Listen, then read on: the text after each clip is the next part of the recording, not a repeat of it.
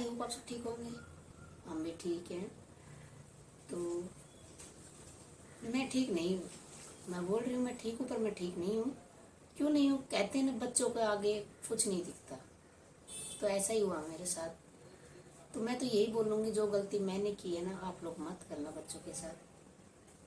बच्चे चाहे कितनी भी जिद कर ले, कभी कभी ना जिद पूरी नहीं करनी चाहिए। कहीं ना कहीं हमने बस यही गलती की है, बच्चों के मतलब जिद पूरी की है हमने। आज मेरी बेटी बहुत ज़्यादा तकलीफ में है। बस कुछ नहीं, पेट का दर्द शुरुआत हुआ था। पेट का दर्द मायने रखता है, नॉर्मल सी बात होती है पेट दर्द की। बाहर दवाई देते तो ठीक हो जाते हैं, मेरी बेटी के साथ ऐसा नहीं हुआ। मेरी बेटी से पेट में दर्द हुआ था, बोलते हैं इधर थोड़ा सा भ्रम भी हो जाता है। मेहंदी लगाई थी, कहीं झपटा चौगन चौगन में पाव आ गए, स्कूल जाते हैं पैदल बच्चे, तो ये भी सब था। तो चलो झाड़ झपटा दिवा लेते हैं, हो जाएगी ठीक। दवाई भी दिलाई हमने, झाड़ झपटे भी साथ में दिलाए, तो कुछ आराम नहीं हुआ मेरी बेटी को। 4 दिन तक कंटिन्यू दवाइयाँ चलती रही, ग्लूकोज चलती रही, कुछ फर्क नहीं हुआ। डॉक्टरों ने हैवी डोज बढ़ा दी कि शायद डोज बढ़ाएंगे तो ये ठीक हो जाएगी। रिपोर्ट आई तो रिपोर्ट में कुछ नहीं आ रहा था।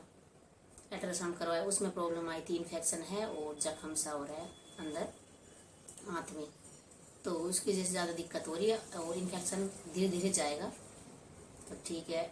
तो वो बेटी को ग्लूकोज, अब क्या बताऊँ उसके बारे में तुम्हें। फिर भी उसने बहुत ज़्यादा इंजेक्शन दे दिया बेटी को कि ठीक हो जाएगी।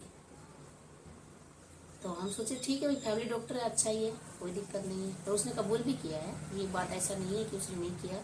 उसने बोला कि हाँ मैंने हैवी डोज इसलिए दे रहा था, उसको थोड़ा आराम नहीं हो रहा था, मैं सोचा तो डोज थोड़ी सी मैं बढ़ा देती हूँ, तो इसलिए तो उसने डोज बढ़ा दी। बढ़ाने के बाद में पता है क्या गलती हुई, एक पेट में दर्द था, वो पेट का दर्द दिल तक आ गया। इतनी दिक्कत हो गई बेटी को, उसको ना सांस नहीं आ रही, उसको सांस लेने में इतनी दिक्कत हो गई, क्या बताऊँ मैं आपको। वो ऐसे लंबे लंबे सांस लेने लगे। जब एक बेटा हो या बेटी हो, उसके साथ ऐसा होता है तो कितना बुरा लगता है, बहुत बुरा लगता है। अब वो भी रात की समय है, 7:30 बजे से, जबकि इंजेक्शन लगवाया था, डॉक्टर ने इंजेक्शन दे रखा था, बोला कि नहीं इंजेक्शन दे दिया है, आप शाम को लगवा लेना। डॉक्टर के पास से सुई वगैरह सब लगी हुई थी, तो डॉक्टर को बुला के हमने लगवा दी। जैसे इंजेक्शन लगाया वैसे ही दर्द बढ़ गया उसका। दर्द बढ़ने के कारण उसको प्रॉब्लम हो गई।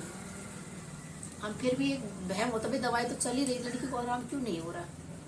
इस चीज की टेंशन हमेशा रही कि पूरी फैमिली को टेंशन थी, पूरी फैमिली को ऐसा हुआ क्या, पेट का दर्द ऐसी क्या चीज है जो खत्म ही नहीं हो रही। दवाइयाँ चल रही थी, वो हो जाएगी। वो जैसे इंजेक्शन लगा ना, वो कांपने लगी अंदर से। पूछा कि बेटी कांप क्यों रही है, कि पता नहीं। तो उसके पापा ने पूछा कांप क्यों रही है, पापा पता नहीं, अंदर से कपकपी आ रही है, मेरे से रुका नहीं जा रहा। मुझे चल तुझे डॉक्टर के लेके चलते हैं। तो बेटी मना करती है, नहीं पापा मैं डॉक्टर के नहीं जाऊंगी, इस डॉक्टर की दवाई से ना आराम नहीं हो रहा और परेशानी ना बढ़ती जा रही है, मतलब आराम हो ही नहीं रहा, जितनी परेशानी है उतनी है। खूब बोलने के बाद नहीं माने। फिर हम सलाह थी हमारे, लेके जाना था ही हमें, तो वो थोड़ा बच्चा भी रिलैक्स हो जाए। रिलैक्स क्या, 5 मिनट नहीं लगा बेटी को।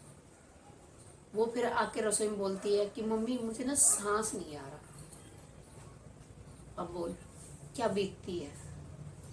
बोलती कि मुझे सांस नहीं आ रहा, धरती और आसमान सब खत्म हो जाते हैं, हम भी ऐसे कांपने लग जाते हैं कि बेटी के साथ हुआ तो क्या हुआ। सांस नहीं आ रहा, क्यों नहीं आ रहा, दवाई भी चल रही है।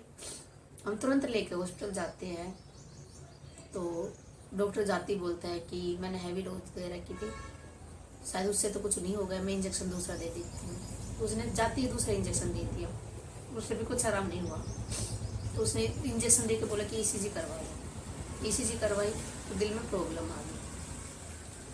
तो क्या प्रॉब्लम आई हमें तो कुछ नहीं पता। इसने ये बोला कि आप जल्द से जल्द लेके जाओ बेटी को, दिक्कत आ रही है, इसको प्रॉब्लम है, दिल में कुछ भी हो सकता है, और आप लेके जाओ।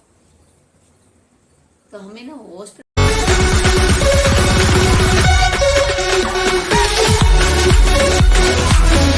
पकड़ना मुश्किल हो गया था। सबकी हालत टाइट थी, किसी ने खाना के टाइम पे दर्द हुआ था, किसी ने खाना नहीं खा रखा था। तो लेके चल देते हैं हम। पहुंच गए हम हॉस्पिटल में। जाते पता चलता है कि सांस नहीं इसलिए नहीं आ रही, धड़कन बढ़ गई उसकी हैवी डोज के कारण, और इन्फेक्शन ज़्यादा बढ़ ही रहा था। हैवी डोज दे दी तो उससे ना धड़कन बढ़ गई है, तो उससे ना पूरी छाती में दर्द और पीठ में दर्द, लेटी ऐसे भी नहीं लेटा जा सकता। तो वो बस बैठी ऐसे पीठ को मसलते मसलते हॉस्पिटल पहुंच गई हमें, और सीधी आईसीयू में जाती है। डॉक्टर सीधा आईसीयू में ले लेते हैं क्योंकि उसमें सांस में बहुत ज़्यादा दिक्कत आ रही है। तो इंजेक्शन दवाइयाँ सब शुरू हो जाती है। 12 बज जाते हैं रात के। तो 12 बजे मैं पूछ रही हूँ कि ठीक है, बोले मम्मी आराम नहीं है। फिर मैं सोचती हूँ अरे इतना बड़ा हॉस्पिटल है, फिर बेटी को आराम नहीं हो रहा, बात है क्या। तो फिर क्या करते हैं, अपने दही देवता को याद तो कर ही लेते। जब उस टाइम पे सुनी थी, दही देवता को पहले ही याद कर लिया थे। फिर से गुहार लगाई हमने अभी सभी दही देवता को कि बेटी को कुछ मत करना, कुछ भी हो जाए और बेटी को कुछ मत करना। पैसे लगे तो लगा देंगे, और बेटी को कुछ मत करना। पैर के नीचे जमीन बिल्कुल खत्म हो चुकी थी, आंखों में से आंसू नहीं रुक रहे थे, हिम्मत बना रहे थे एक दूसरों की आपस में। ये बोल रहे कि फौजी क्यों रो रही है, कुछ नहीं होगा। फिर से रुका ही नहीं जा रहा था।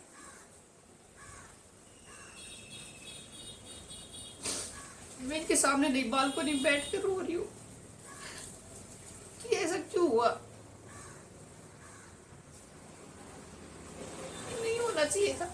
इतनी बड़ी प्रॉब्लम नहीं थी, एक पेट में दर्द था।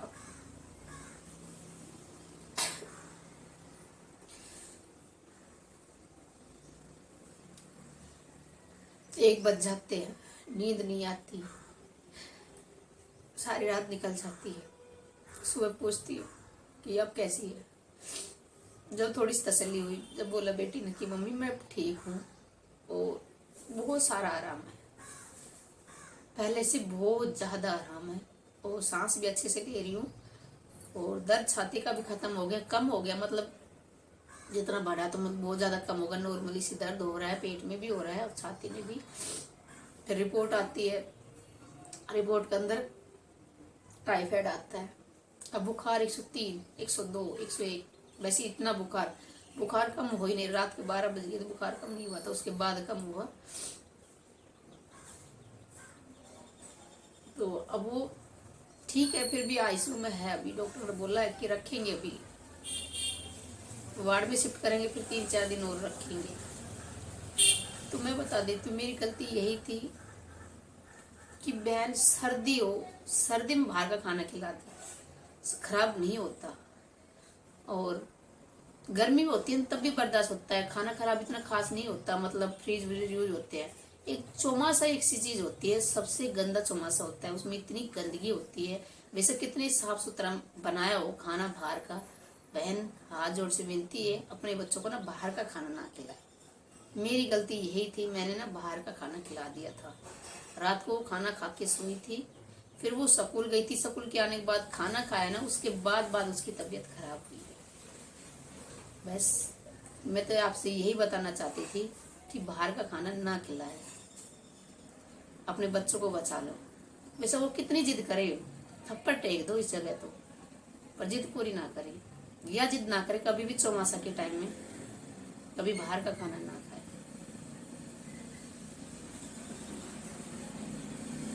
वैसे ऐसा कुछ लेके भी नहीं आए थे हम,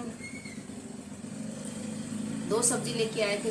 बच्चों की चॉइस थी शाही पनीर की, बस शाही पनीर और दाल मखनी फौजी की पसंद थी, दाल मखनी फौजी के लिए, शाही पनीर बच्चों के लिए। बस यही कुछ ऐसा खास हमने चटपटा ऐसा एक्स्ट्रा कुछ खाया भी नहीं था, घर ला के खाया था। बाहर बैठ के भी नहीं खाया था, घर ला के खाया था। कितनी ज़्यादा प्रॉब्लम होगी, हमें पता है हमारी रात कैसे बीतती है।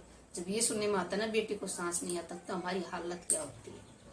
तो बहनों मैं तो यही विनती करूंगी, बाहर का खाना ना खिलाए, चौमासा की टाइम में बिल्कुल भी ना खिलाए। कितनी भी जिद करे बच्चे, घर पे बना दो, कुछ भी बना दो, जो भी थारी इच्छा हो, पर बाहर का खाना ना खिलाए। ध्यान रखना। इस वीडियो को ना ज़्यादा से ज़्यादा शेयर करो, हर बहनों को पता चले कि बाहर का खाना कितनी हानिकारक है। आज मेरी बेटी 6 दिन हो गया, 6 दिन से उसके नहीं तो उसको बैठा जा रहा, न उसको उठा जा रहा।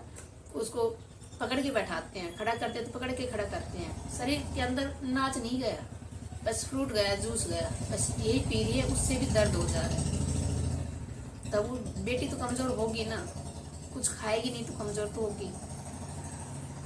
स्कूल के 2 टेस्ट थे वो भी रह गए, कोई बात नहीं, टेस्ट वेस्ट तो होता रहेंगे सेहत सबसे पहले।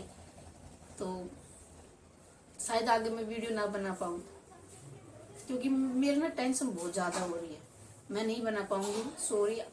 शायद 1 आध दिन में सब कुछ नॉर्मल हो जाएगा तो मैं वीडियो बनाऊंगी, नहीं तो मैं नहीं बना पाऊंगी।